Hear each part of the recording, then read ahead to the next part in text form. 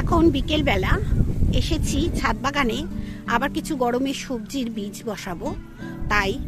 আর বীজটা আমি গত রাতে ভিজিয়ে রেখেছিলাম, সেই বীজটাই এখন আমি বসাবো। আর গতকাল যে বাদাম আমি বসিয়েছিলাম, এই যে তার গাছগুলো প্রত্যেকটা সুন্দর আছে, প্রত্যেকটা গাছ কিন্তু সুন্দর আছে দেখুন।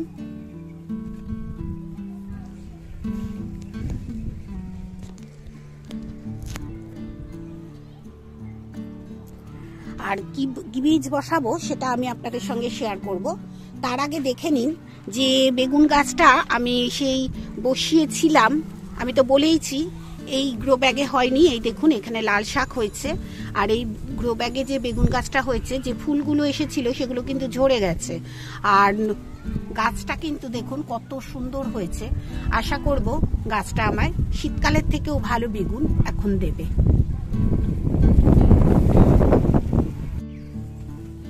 এই যে লঙ্কা গাছগুলো দেখছেন, এই সব লঙ্কা গাছ কিন্তু আমাকে বসাতে হবে। আর এরকম ছোট ছোট টবে আমি, এটা 5 ইঞ্চির টব, এই 5 ইঞ্চির টবে আমি করে নিয়েছিলাম। আর এই যে এই মাটিটা অনেক দিন আগে তৈরি করেছিলাম, সেই মাটিটাই আজকে আমি বসাবো হচ্ছে এই যে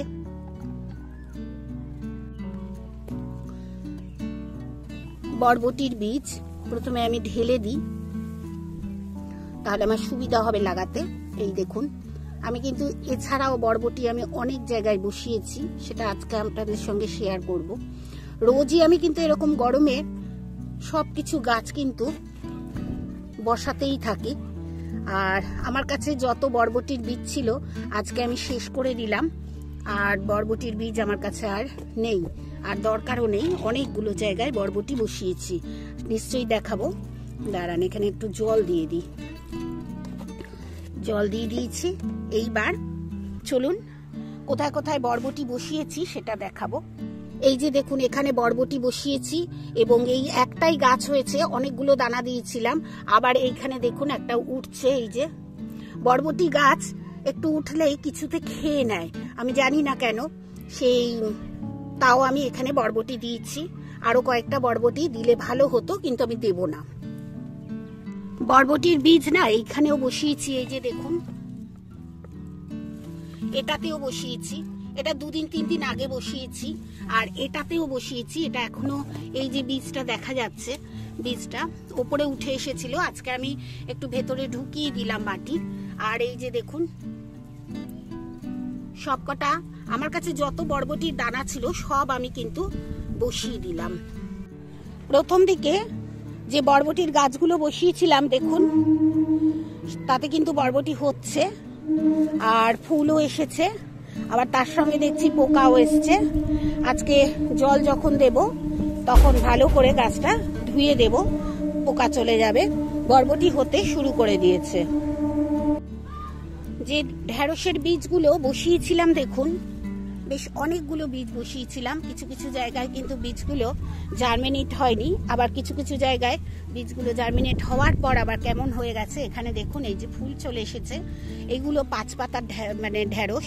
এগুলো দেখুন 5টা পাতা হয়েছে, যেই অমনি ফুল চলে এসেছে। এটাই এসেছে, এই যে এখানেও এসেছে, এটাতেও এসেছে। এই 5 পাতার ঢেঁড়স কিন্তু আমার আরো রয়েছে, এই যে এখানে আছে, তবে এই গাছগুলো আমি ফেলে দেব, ভালো হয়নি বলে। আর এইভাবেই কিন্তু আমি গাছ করিও, আপনারা দেখেন।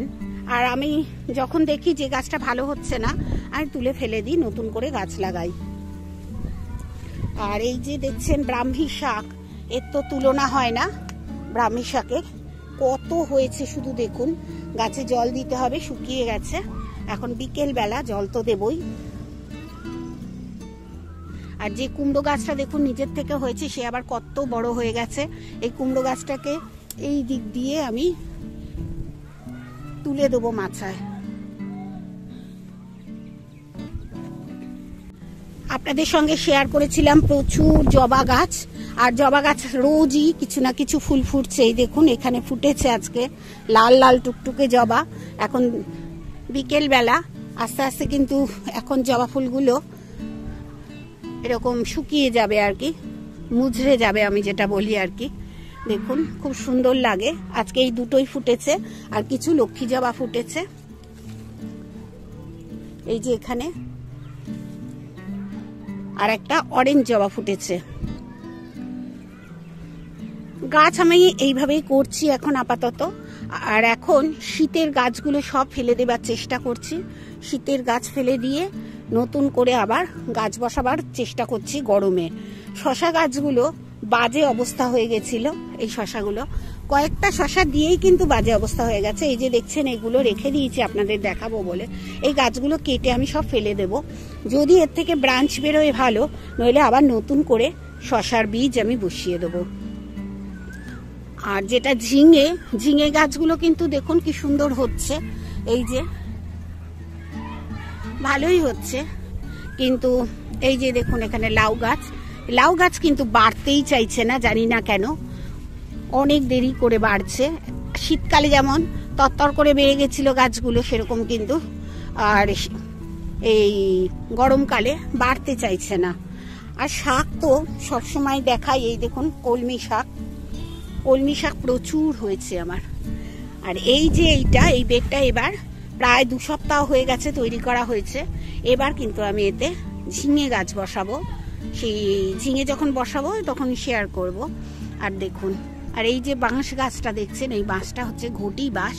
চলুন দেখিয়ে নি ঘটি বাঁশ কেন বলে। ঘটের মতো একটু একটু করে হয়। এই যে দেখুন, এই যে দেখুন, এই দেখুন শেপটা অনেকটা ঘটের মতো, ঘটি বাঁশ। আর শীতকাল নয়, গরমকালে দেখুন চন্দ্রমল্লিকার রূপ কত সুন্দর হয়েছে। আর এখানে দেখুন কি, গরমকালে এইসব ফুলগুলোই ফোটে। বিনা যত্নে যদি কোনো গাছ ছাদ বাগানে করতে চান, তাহলে এই গাছগুলো করতে পারেন। এত সুন্দর হয়। আমি কিন্তু শুধু জলই ব্যবহার করি, আর কিছুই দিই না। গাছটা বসিয়েছি একদম 3 ইঞ্চির একটা ছোট্ট টবে। আর দেখুন 3 ইঞ্চির ছোট্ট টব, আমি তুলে দেখাচ্ছি। দেখুন, এই দেখুন 3 ইঞ্চির একটা ছোট্ট টবে বসিয়েছি। আর গাছটা দেখুন কত, এইটুকুনি গাছে কত ফুল হয়েছে। এই গাছটা আপনারা সবাই বসাতে পারেন, কারণ এই গাছটা বিনা যত্নে শুধু জল দিলেই কিন্তু সুন্দর ফুল পাবেন। এই একটা ফুল দেখাই, দেখুন টেকোমা, হলুদ টেকোমা, কি সুন্দর রং, মন ভরিয়ে দেয় আমার। এই যে কাঠচাপা গাছটা দেখছেন, এই গাছটা খুব সহজে হয়। আমি একে কোনো খাবার সারা বছর ব্যবহার করি না, এখনো দিইনি। আর এটাও দেখুন প্রত্যেকটা কত সুন্দর হয়েছে। যে ফুলগুলো শুকিয়ে গেছে তুলে ফেলে দিচ্ছি। আর এইভাবে আমি এটাকে যত্ন করি, হচ্ছে ফুলগুলোকে, শুকনো ফুলগুলোকে তুলে ফেলি। আমি কিন্তু এতে কোনো খাবারও ব্যবহার করি না। আর দেখুন একদম বিনা পাতায় হয়েছিল, আর এখানে না এগুলো ব্রাঞ্চ আসছে, দেখুন।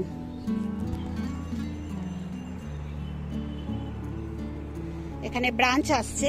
আর যদি আপনাদের বাড়িতে কাঠচাপার ফুল না হয়, কাঠচাপা ফুল কিন্তু রুট বাউন্ড ভীষণ পছন্দ করে, আপনারা এটা খেয়াল রাখবেন।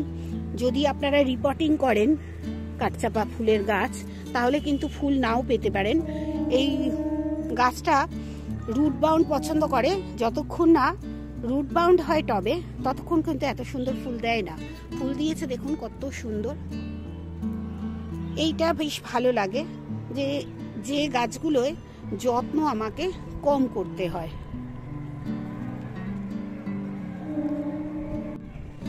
আপনাদের বলেছিলাম আমি কপি গাছগুলো রেখে দিয়েছি।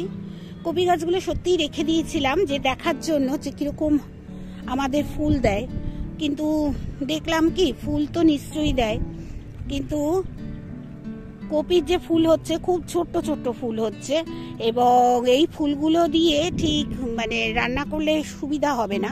তাই কিন্তু গাছগুলো দেখুন আমরা কেটে ফেলে দিয়েছি, ছাদেই শুকোতে দিয়েছি। আর এইখানে দেখুন এই মানে শুধু কটা বাঁধাকপি রাখা রয়েছে, তাও আমরা কেটে ফেলে দেবো, দরকার নেই। আর এই গাছগুলোর মাটি আমরা তৈরি করে নেব, যাতে সুন্দর করে আমরা অন্য কোনো গাছ বসাতে পারি। আর এইখানে দেখুন এই যে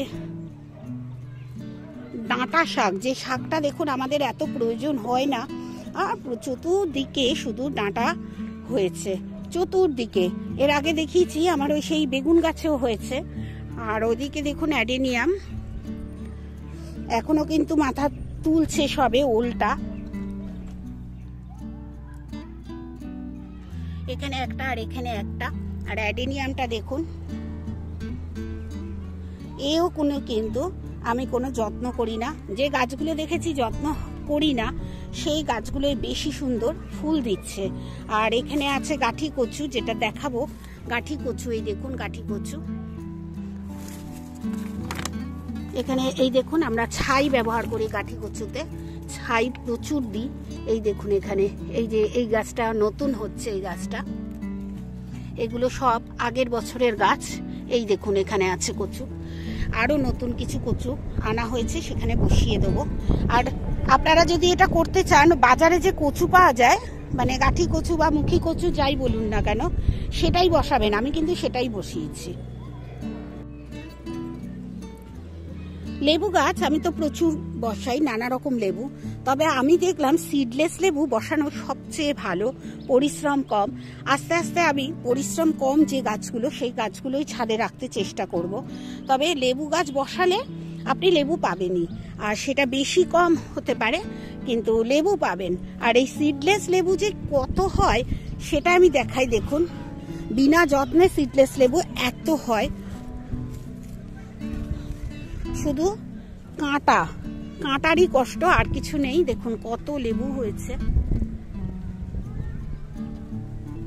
আপনারা যদি একটাও মানে ভাতে খাওয়ার লেবু করতে পারেন, তাহলেও কিন্তু সারা বছর চলে যাবে। আমার কিন্তু সারা বছর চলে এই লেবুতে, প্রচুর লেবু হয় এই সিডলেস লেবু। দেখুন যেখানেই দেখবেন সেখানেই রয়েছে এই একটা গাছে।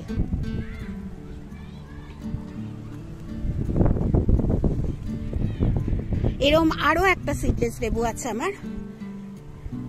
এগুলো সব আমি বইচি গ্রাম থেকে নিয়ে আসি। এই দেখুন, এই দেখুন, এটাও কিন্তু সিডলেস, এটা বইচি গ্রামের। আর এবার দেখাবো যে জিনিসটা ছাদে এই প্রথম হলো 4 বছর পরে। এই দেখুন,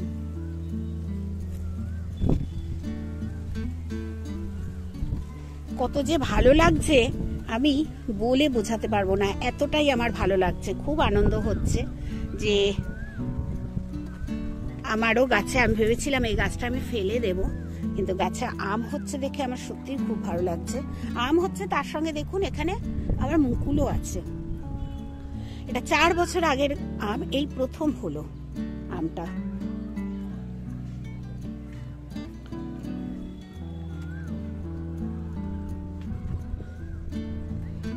প্রত্যেকটা গাছই মোটামুটি ঠিকই আছে, তবুও মাঝে মাঝে মনে হয় গাছগুলো যেন আরো কিছু চাইছে।